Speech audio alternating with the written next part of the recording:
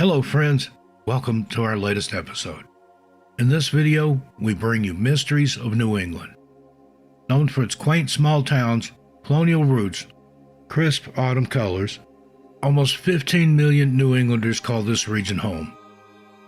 Though full of natural wonder and extraordinary beauty, New England is no stranger to the unexplained and has some incredibly dark secrets in its illustrious past. New Englanders are fascinated by unsolved cases that engage them emotionally and play on their fears. From the unsolved Lizzie Borden axe murders to the disappearance and murder of teenage lifeguard Molly Bish. In this video, we'll examine 10 of New England's most prolific and unexplained mysteries, murders, and disappearances. Join me. Let's walk and see. The murders of Andrew and Abby Borden, aka the Lizzie Borden axe murders.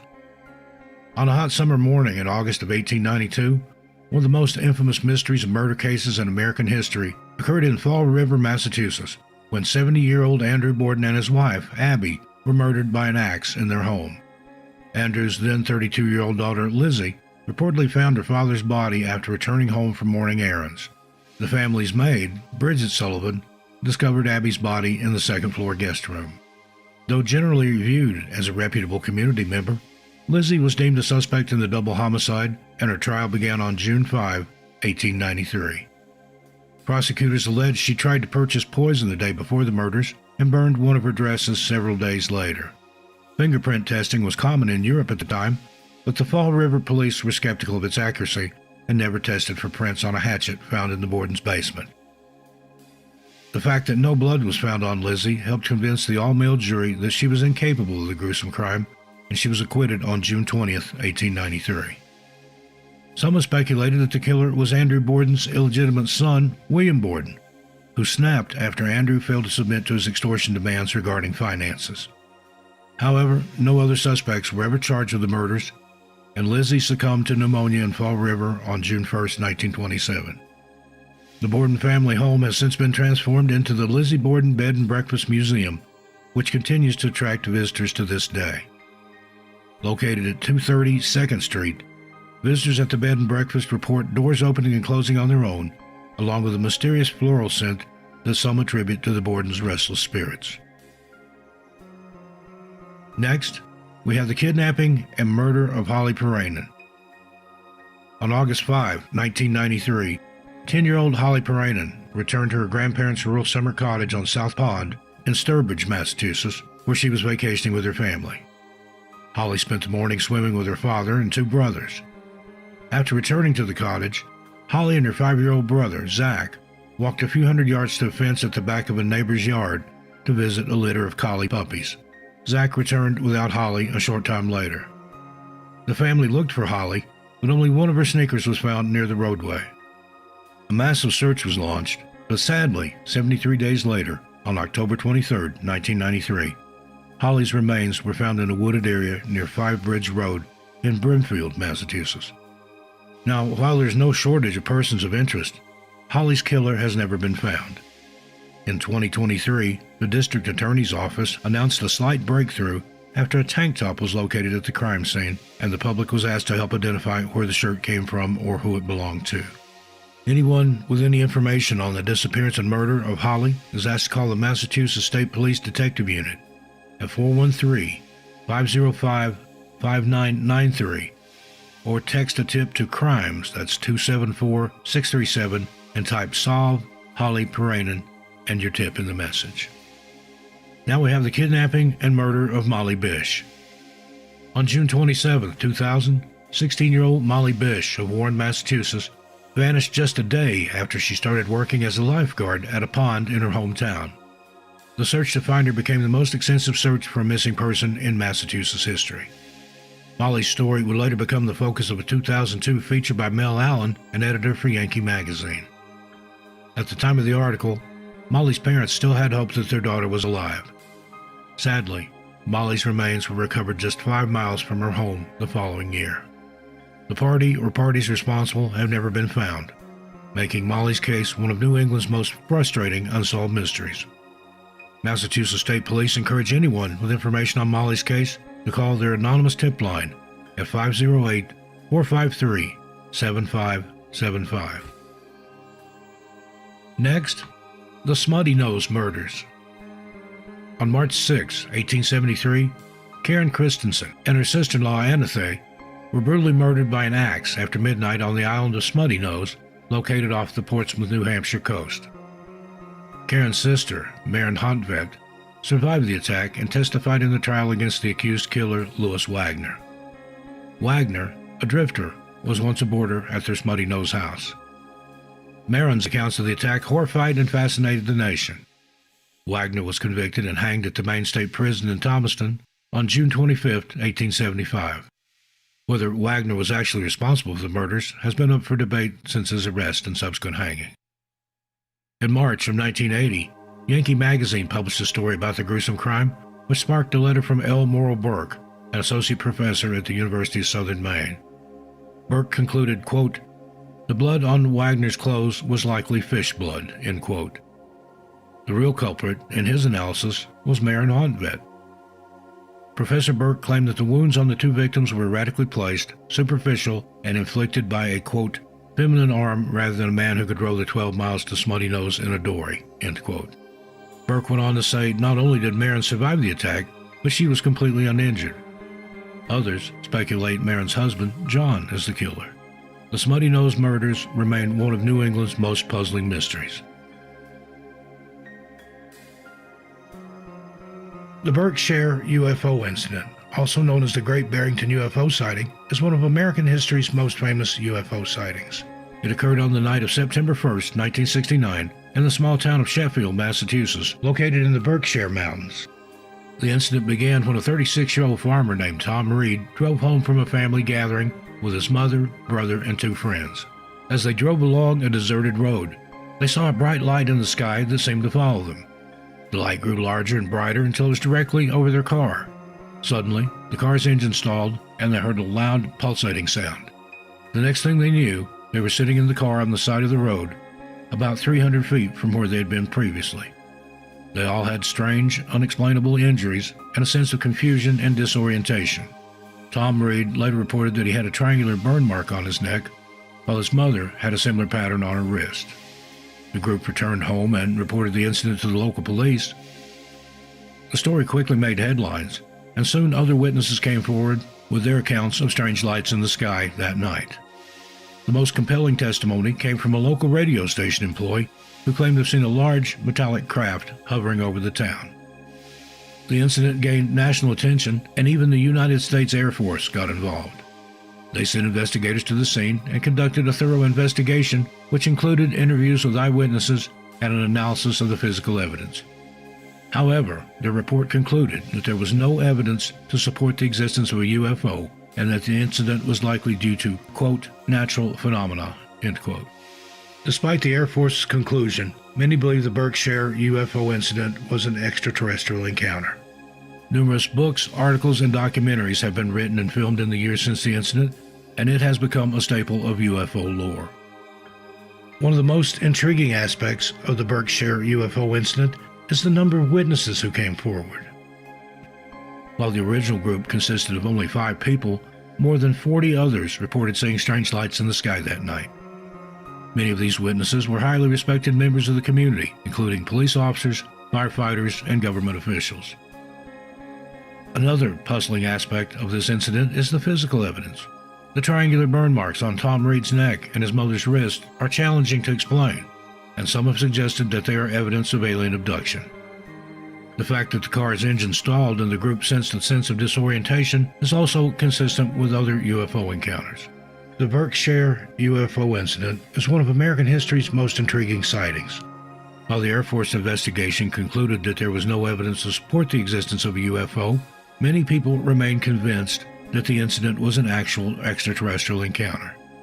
The number of witnesses and the physical evidence make the incident challenging to dismiss. And now, Frozen to Death. Another of New England's most unusual unsolved mysteries was chronicled by former Yankee editor-in-chief Judson Hale, who recounted the tale in his 1982 book, Inside New England.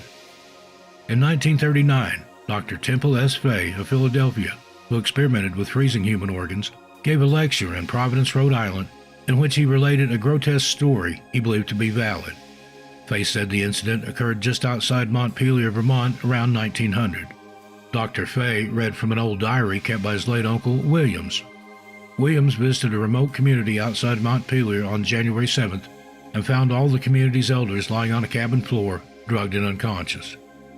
Williams describes how the elders were nude except for a single garment, carried outside into the bitter cold air and placed on logs.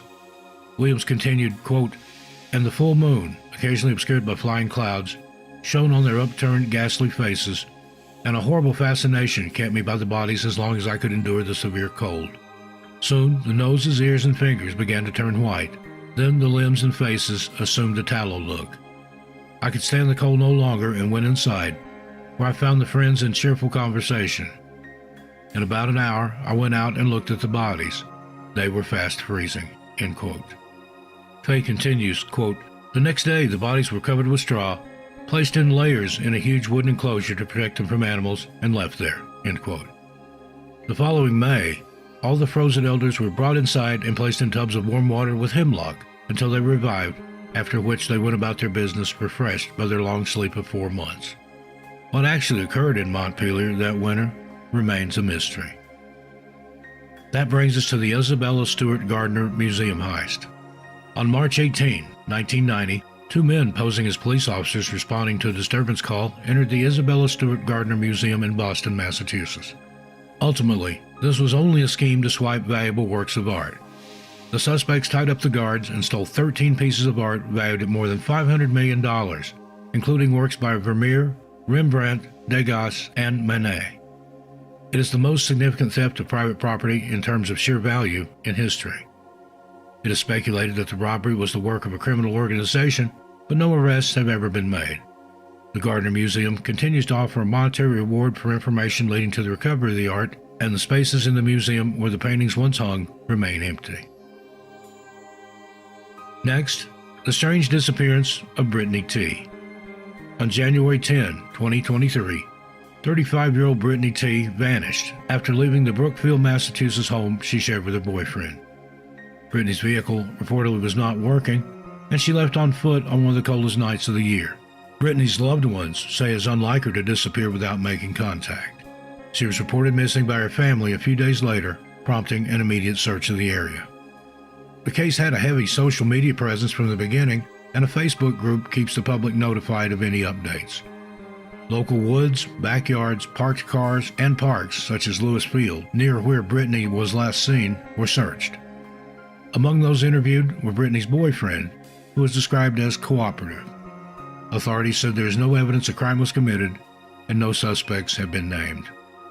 Brittany T is 5 foot 6 inches tall with brown hair and blue eyes, and was last seen wearing a black winter coat, hoodie, jeans, and work boots.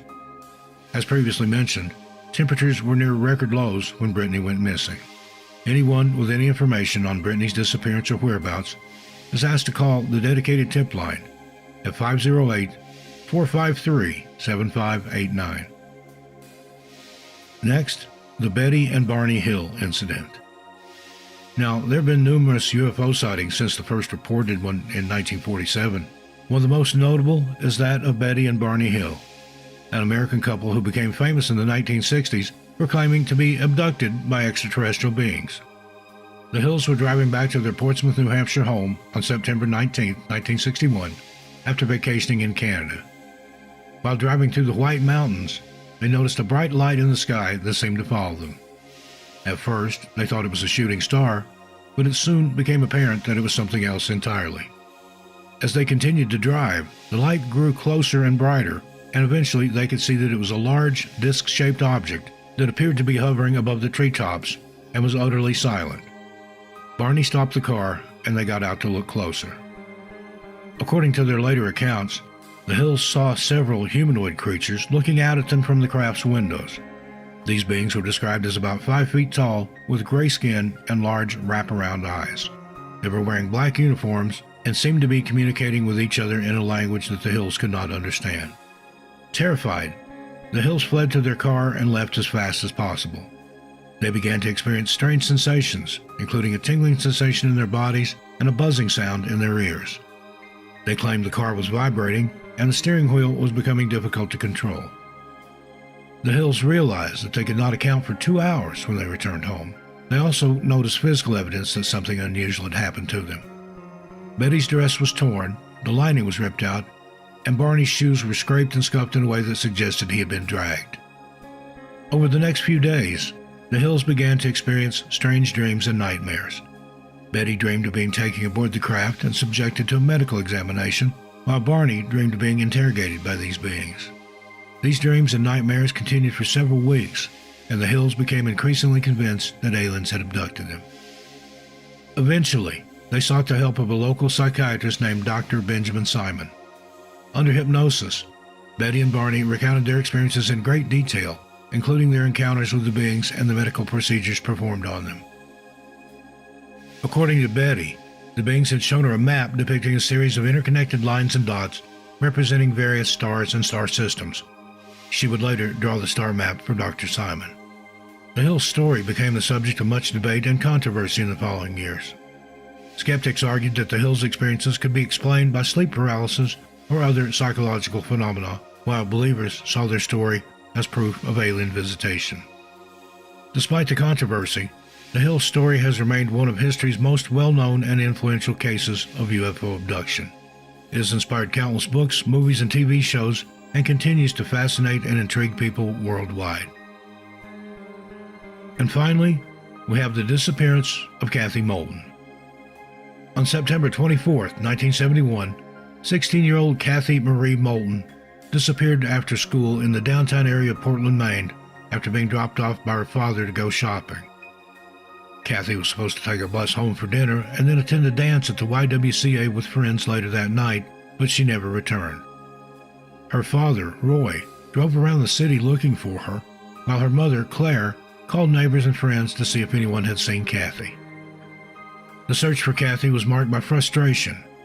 Investigators seemingly failed to investigate why she'd gone missing, and witnesses were unwilling to explain what happened. Retired Portland detective Kevin Cady, who worked on the case in the 1990s, said, quote, "This wasn't in the press. This wasn't a big talked about thing like it might be today with social media. It certainly would have gotten a lot more fanfare now." End quote. The attitudes of the era were that she was probably just rebelling or protesting, or ran off with her boyfriend if he got drafted. It was not taken with the seriousness that it was to our family, said Kim Higgins, Cathy's younger sister. In the years since Cathy's disappearance, detectives painstakingly pieced together her movements on that fateful day. They theorized she was taken from Portland against her will by an older boyfriend and his acquaintance. She was prevented from leaving while working on a potato farm in Aroostook County, then died on a Maliseet Tobique First Nations reservation in New Brunswick. The Moltons never stopped talking about Cathy and pushing the police to do more. Roy Molton died at age 92 in 2017 without ever knowing what happened to his daughter. Cathy's body has never been recovered, and no official suspects have been named in the case. This remains one of the oldest active missing person cases in Maine and the United States. Cathy was last seen wearing a navy short-sleeve wool dress, a navy double-breasted box coat with brass buttons, and carried only her brown leather bag. She had had 2 eye teeth removed prior to getting braces. If you have any information regarding the disappearance of Cathy Molton, please contact the Portland Police Department at 207-874-8479.